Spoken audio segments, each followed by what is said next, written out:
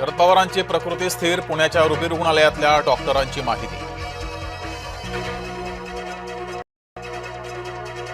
महायुती सुसाट, मविया डब्यात, जिल्हा परिषद आणि पंचायत समित्यांमध्ये सरशी, लोकांचा राज्यभरात सत्ताधाऱ्यांकडे कल। निवडणूक निकालाचा राज्यभर जल्लोष, ढोल ताशांच्या गजरात काढल्या विजयी मिरवणुका। विजयी उमेदवारांमध्ये घराणेशाहीच, नेत्यांची पोरं आणि नातलग विजयी। पाचोडमधून भुमरेंचा पुतण्या शिवराज, तर रायगडात भरत गोगावलेंचा मुलगा विकास जिंकला।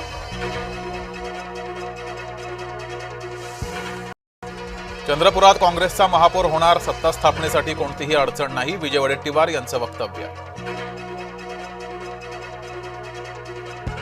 परभणीमध्ये भाजपच्या माजी मंत्र्यांची घराणेशाही मतदारांनी नाकारली, सुरेश वरपुडकरांचे 5 पैकी 4 कुटुंबीय पडले, हातावर लढलेला पुतण्या कसाबसा जिंकला।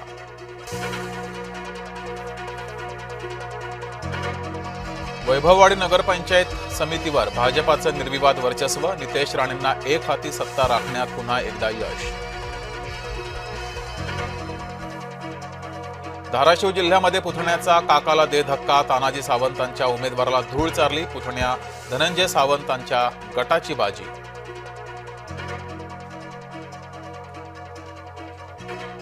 बीएमसीच्या तिजोरीच्या किल्ल्या भाजपाकडे, स्थायी समिती आणि शिक्षण समिती भाजपाकडे, महत्वाच्या 4 समित्यांचं वाटप ठरलं।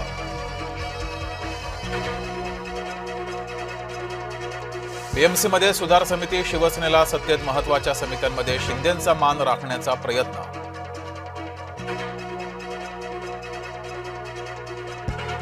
मुंबई पालिकेची पहिली महासभा 16 फेब्रुवारीला, विरोधी पक्षनेता सभागृह नेत्याच्या निवडीकडे लक्ष।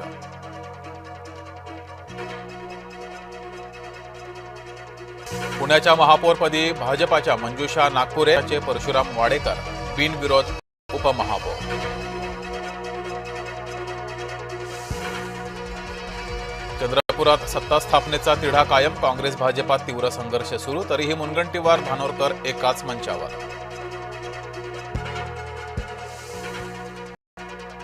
सोलापुरात स्ट्रॉंग रूम मधून ईव्हीएमसह गाडी घेऊन जाणं पडलं महागात, गाडी चालकाविरोधात गुन्हा दाखल।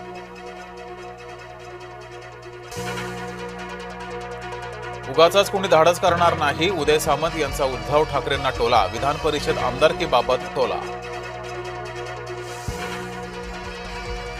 उपमुख्यमंत्री एकनाथ शिंदेंचा 61वा वाढदिवस, दादांच्या निधनामुळे शिंदे वाढदिवस साजरा करणार नाहीत।